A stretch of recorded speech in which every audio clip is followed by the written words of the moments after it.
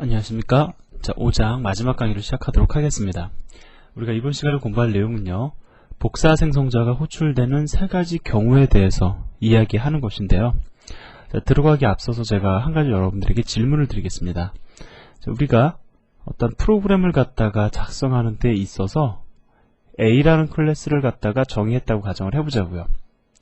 자, 그런데 A라는 클래스의 생성자 내에서는 동적 할당을 하고 있다고 또 가정을 하겠습니다. 자, 그러면은 제가 조금 전까지 지난 시간 강의까지 뭐라고 말씀을 드렸냐면은 생성자 내에서 동적 할당을 하면은 복사 생성자를, 그것도 깊은 복사를 하는 복사 생성자를 갖다가 정의해야 된다라고 말씀을 드렸죠. 자, 이번 시간에는 복사 생성자가 호출되는 세 가지 경우에 대해서 말씀을 드릴 건데, 이렇게 우리가 이야기를 전개를 해봅시다. 자, 뭐냐면은 프로그램 내에서 세 가지 케이스가 한 번도 등장을 하지 않습니다. 자, 이 세 가지 케이스가 한 번도 등장을 안 해요. 즉, 복사 생성자가 호출될 일이 전혀 없다라는 겁니다. 자, 그런데 A라는 클래스 내에서는 여전히 동적 할당을 하고 있습니다. 자, 그러한 경우에 복사 생성자를 갖다가 정의하는 것이 옳으냐, 아니면 정의하지 않는 것이 옳으냐, 이것이 바로 제가 여러분들에게 드리고 싶은 질문이에요. 자, 일단 프로그램에서 보면은, 프로그램 관점에서 보면은 분명히 복사 생성자가 필요 없습니다. 왜? 세 가지 케이스가 하나도 등장하지 않기 때문에. 그런데 A라는 클래스 입장에서는 생성자 내에서 동적 할당을 하고 있으니까 복사 생성자가 정의되어야 되겠죠. 자, 이러한 경우에는 여러분들이 반드시 복사 생성자를 정의해 주시기를 바랍니다. 자, 비록 프로그램 내에서는 동적 할당을 하고 있지 않지만 좀 먼 미래를 생각해서라도, 아니면 우리가 확장성만을 가지고 보더라도 A라는 클래스는 앞으로 언젠가는 이 케이스 1, 케이스 2 혹은 케이스 3에 해당하는 코드에서 사용될 수 있다라는 거죠.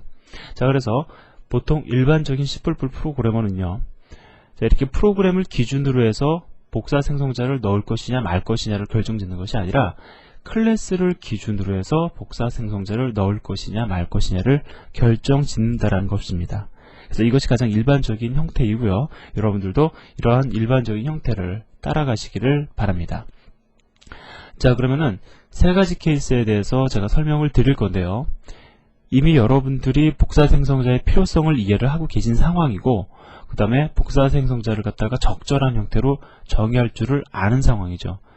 자, 따라서 복사 생성자만 적절히 정의를 해주시면 어떠한 경우에 호출이 되는지는 여러분들이 명확히 모르셔도 프로그램을 구현하는데 큰 지장은 없습니다.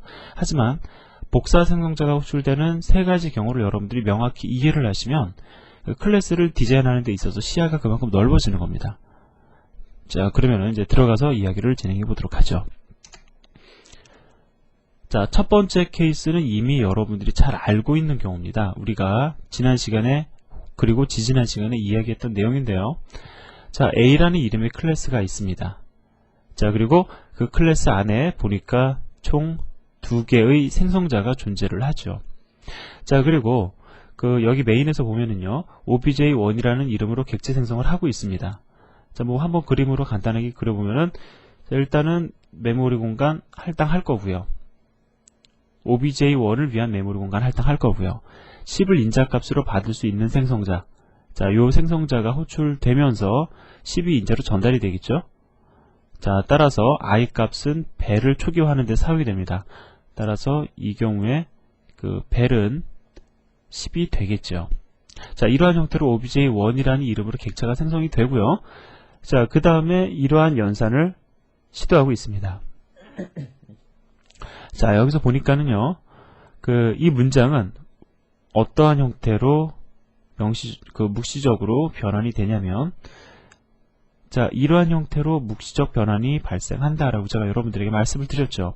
자, 따라서 obj2라는 이름으로 객체를 생성하기를 원하는데, 그 과정에서 obj1을 인자로 받을 수 있는 생성자, 즉 복사 생성자를 호출하겠다라는 의미가 되는 거죠. 그래서 이거를 가리켜 보통 뭐라고 얘기를 하냐면요, obj1은 이미 생성된 객체죠. 이미 전줄에서 생성된 객체입니다. 그래서 이거를 기존의 객체라고 얘기를 하고요. obj2를 갖다가 이 줄에서 새롭게 생성되는 객체이죠. 그래서 이걸 가리켜 우리가 새로운 객체라고 이야기를 합니다. 따라서 보통은 기존의 객체를 가지고 새로운 객체를 초기화하는 경우다. 그것을 가리켜 우리가 케이스 1이라고 지금 이야기를 하고 있는 겁니다. 자, 다시 말씀드리면요. 케이스 1은 새로운 객체를 생성하는 데 있어서 기존의 객체로 초기화하는 경우에 해당이 된다라는 거죠. 그래서 이 문장을 보통은 보고 이 경우에도 복사 생성자 호출된다. 그냥 외우는 경우가 많이 있습니다. 하지만 여러분들은 그렇게 외우지 마시고요. 이 문장은 이러한 형태로 묵시적 변환이 이루어진다라는 것만 기억하시면 복사 생성자가 당연히 호출된다라고 밖에 생각할 수 없겠죠. 자, 그래서 케이스 1은 우리가 이미 공부한 내용이니까 제가 이 정도만 말씀을 드리고 넘어가도록 하겠습니다. 자, 케이스 2의 그 A 클래스에서는요, 여러분들에게 함수 호출과 관련해서 말씀을 드리려고 하는데, 요거는 내용이 조금 어려울 수 있습니다. 여러분들이 느끼시기에. 그래서 제가 그 샘플 예제를 하나 만들고요. 이거하고 비교해서 설명을 드리도록 하죠. 기본 자료용은 우리가 익숙하니까 이거를 비교해서 이야기를 진행하겠습니다. 뭐 부담 가지실 필요는 없습니다. 자, 여기 보면은 A라는 이름의 변수가 있죠. 자, 물론 매개 변수로 선언되어 있습니다. 인자로 인터형 데이터 전달되면 그거 받겠다라는 뜻이잖아요. 그죠? 자, 그리고 그 메인 함수가 이렇게 간단히 구성되어 있다고 가정을 해보자고요. 자, 메인 함수 내에서 B라는 이름으로 변수 선언하고 얘를 10으로 초기화합니다. 자, 그리고요. fct 함수를 호출하면서 B를 인자로 전달을 하고 있습니다. 자, 뭐 이 상황 아주 간단하죠. 자, 그러면은 인자가 전달되는 순서를 우리가 이렇게 이야기를 합시다. 자, 뭐 아주 간략화해서 제가 말씀을 드리는 건데, 자, 일단은 자, 인자가 전달되면서 A가 초기화된다라고 우리가 보통은 얘기를 했죠. 근데 그 순서를 우리가 좀 크게 이야기를 하면 이렇게 풀어서 말할 수 있을 겁니다. B가 지니고 있는 값을 갖다가 받기 위해서는 A라는 이름으로 메모리 공간이 일단 할당이 돼야 될 거라고요. 자, 뭐라고요? 메모리 공간 할당. 자, 첫 번째 메모리 공간 할당입니다. 자, 두 번째 B가 지니고 있는 값이 전달이 되면서 A를 초기화하겠죠. 자, 그래서 A가 물론 10이 될 겁니다. 두 번째 뭐라고요? 그 전달되는 값을 통해서 초기화가 이루어지는 거죠. 자, 이렇게 우리가 함수를 호출하는 과정에 있어서도 전달되는 매개 변수는 메모리 공간 할당과 그 다음에 초기화라는 두 단계를 거칩니다. 자, 이 두 단계를 우리가 그 객체로 옮겨간다고 하더라도 크게 달라질 건 없어요. 자, 여기서 보면은 그 obj라는 이름으로 객체 생성했죠. 자, 이렇게 obj라는 이름으로 객체 생성했습니다. 그리고 obj 객체를 펑션 함수 호출하면서 인자로 전달하려고 하고 있죠.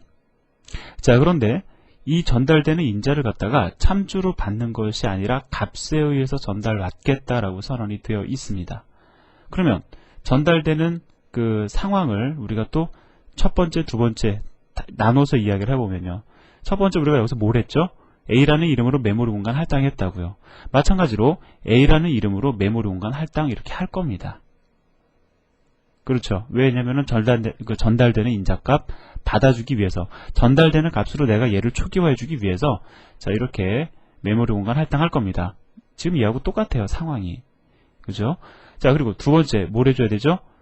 그, 초기화를 해줘야 되죠? B가 지니고 있는 값, 실제로 전달되는 값으로 초기화가 이루어지는데, 요게 조금 틀립니다.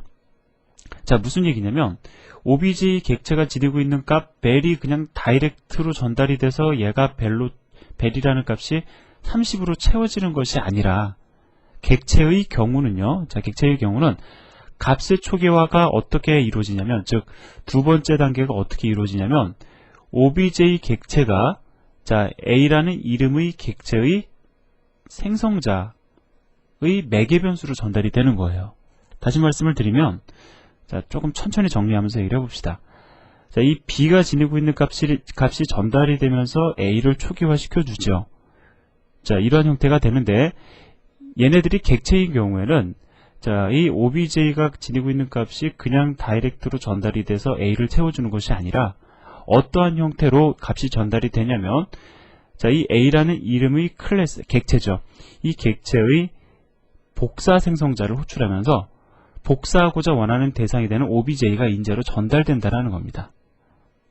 자, 정리되셨습니까? 자, 따라서 지금 이 경우에는요, 우리가 앞에서 A 클래스의 복사 생성자를 갖다가 정의를 어떤 형태로 정의를 해주고 있었냐면은 잠깐 넘어가서 보겠습니다. 자, 보면은 이러한 형태로 정의가 되어주고 있죠. 따라서 결과적으로요, OBJ 객체가 지니고 있는 값, 벨 값을 갖다가 그 A 객체의 멤버 변수 벨을 초기화하는 데 사용이 되어서 얘는 얼마가 되냐면 30이 된다라는 겁니다. 자, 결과적으로 얘기를 해볼까요? 자, 매개 변수 A도 우리는 객체라고 이야기할 수 있을 겁니다. 이제부터는. 왜 그렇죠? 메모리 공간 할당도 이루어지고, 그 다음에 두 번째, 생성자의 호출도 이루어졌기 때문에 얘는 객체가 되는 거죠. 자, 그래서 이 케이스 2도 여러분들에게 제가 지금 설명을 다 드렸는데, 뭐, 어렵게 생각하지 마세요. 기본적으로, 그 복사라는 거, 값의 대입이라는 것은 다이렉트하게 안 이루어지고, 자, 생성자 호출을 통해서 이루어졌잖아요. 그죠? 그것도 복사 생성자 호출을 통해서.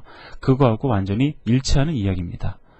자, 제가 지금까지 말씀드린 거 혹 이해 안 되시면 한 2번, 3번 정도 제가 그림 그리는 것처럼 따라오시면 아마 이해가 될 거라고 생각이 듭니다.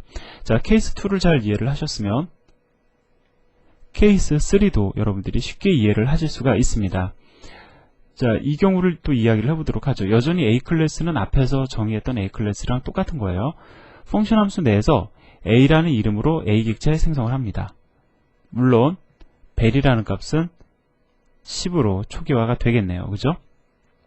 자, 그리고 나서 A 객체를 갖다가 리턴을 하는데, 자, 메인 함수 영역으로 리턴하고 있습니다. 중요한 것은 A 객체를 자, 값에 의해서 리턴한다라는 거죠. 자, 그러면은 지금 그 상황, 리턴되는 상황을 갖다가 그림으로 설명하고 있는데, 메인 함수 영역에서 펑션 함수를 호출했습니다. 그죠? 그래서 A 객체가 이렇게 생성이 됐어요. 자, 생성되고 생성된 객체를 갖다가 펑션 함수에서 리턴하고 있습니다. 그러면 A 객체의 복사본이 바로 메인 함수 영역으로 리턴이 되겠죠. 자, 그럼 이 복사본은 어떻게 만들어지느냐? 우리가 이것을 이야기해야 되는 겁니다. 여러분들 이 그림은 아주 간단한 그림이에요. 기본 자료용 변수를 리턴해도 마찬가지로 그 기본 자료용 변수의 복사본, 그 값이 리턴이 되잖아요. 그죠? 그러니까 그거랑 똑같이 생각을 하시면 됩니다. 자, 그럼 그 과정을 제가 말씀을 드리면 A 객체의 복사본도 지금 우리가 A 객체라는 이름을 붙여주고 있는 것처럼 얘도 역시 객체입니다. 그러니까 두 단계를 거치게 돼 있어요. 첫 번째 단계는 메모리 공간 할당입니다. 자, 내가 복사하고자 원하는 A 객체와 똑같은 형태로 자, 메모리 공간을 할당을 할 겁니다. 물론 A 클래스 참조를 해서 메모리 공간 할당하겠죠. 자, 메모리 공간만 할당했기 때문에 이 객체의 복사본 객체의 멤버 변수 벨은 현재 쓰레기 값으로 초기화가 되어 있을 겁니다. 자, 그럼 이 상태로 그냥 리턴을 하느냐? 물론 아니죠. 자, 얘는 A 객체의 복사본입니다. 따라서 메모리 공간만 할당하는 것이 아니라 복사본의 생성자를 호출하면서 A 객체를 인자로 전달을 합니다. 다시 말씀을 드리면 이 복사본 객체의 복사 생성자를 호출하면서 복사의 그 대상이 되는 A 객체를 인자로 전달한다라는 거예요. 그러면 A 클래스의 복사 생성자가 호출이 되면서 A 객체가 인자로 전달이 되면 그 안에서 이루어지는 일은 뭐죠? A 객체가 지니고 있는 값이 그 A 객체가 지니고 있는 멤버 변수 벨의 값을 바로 복사본 객체의 벨의 값에 초기화가 이루어지겠죠. 따라서 얘는 얼마가 되냐면 역시 10이 될 겁니다. 케이스 2하고 사실 상황이 비슷한 거죠. 이렇게 해서 만들어진 완전한 복사본이 바로 메인 함수 영역으로 리턴되는 거죠. 자, 이해되셨나요? 자, 그래서 케이스 3는 여러분들이 지금 오히려 조금 케이스 2보다 어려울 수가 있는데 여러분들이 잘 생각을 해보시면 케이스 2와 케이스 3가 사실은 같은 얘기라는 걸 아실 수가 있을 겁니다. 마찬가지로요. 케이스 1, 2, 3는 사실 비슷한 얘기예요. 결론을 내려보면은요. 얘네들이 이야기하는 최종 결론은 이겁니다. int i는 10이다. int i는 일단 10이고요. 그리고 int j는 i다. 라고 할 경우에, 자, 이러한 경우죠. 자, 어떠한 일이 벌어지냐면, j를 위한 메모리 공간이 할당이 되고요. 그리고 i가 지니고 있는 값을 갖다가 j를 초기화하는 데 사용이 되죠. 따라서 j는 10이 됩니다. 즉 i가 지니고 있는 값을 그냥 j에다가 직접 대입을 해버리는 거죠. 첫 번째 메모리 공간 할당, 두 번째 값의 대입이죠. 근데 이것이 int가 아니라 a라는 이름의 클래스 객체인 경우, 클래스인 경우는 얘기가 조금 달라지는 겁니다. 자, a의 i는 10이다. 그 다음에 a의 j는 i다.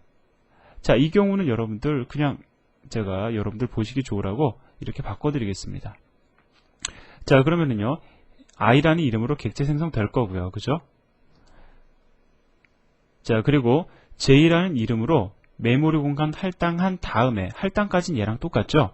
그 다음에 i가 지니고 있는 값을 이 경우에는 그냥 다이렉트하게 j에다가 집어넣었는데, 이 경우엔 i가 지니고 있는 값을 갖다가 j에다가 다이렉트하게 집어넣는 것이 아니라, 그것이 클래스의 객체인 경우에는 i가 지니고 있는 생성자를 호출을 해야 되는데, 그 과정에서 이게 j죠.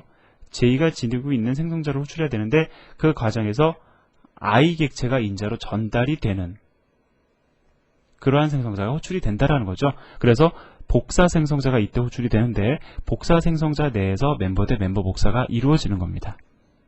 자, 뭐 여기까지 여러분들 그 정의를 하시기를 바라고요.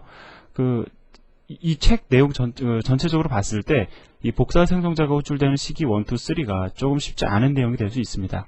여러분들은 지금까지 프로그램 코드를 통해서 눈에 보이는 것들만 확인을 하셨는데, 이 경우에는 사실 좀 눈에 안 보이는 것들을 갖다가 좀 제가 추상적으로 설명을 드린 부분이 없지 않아 있거든요.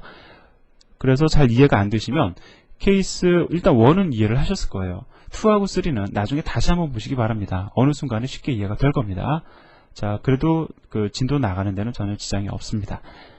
자, 하지만 언젠가는 여러분들이 케이스 2와 케이스 3도 쉽게 이해가 될 겁니다. 물론 지금 이해를 하셨다라고 하면 아주 좋겠죠. 자, 여기까지 해서 5장 강의를 마무리 짓고요. 자, 다음 시간에 6장 강의를 이어서 진행하도록 하겠습니다. 감사합니다.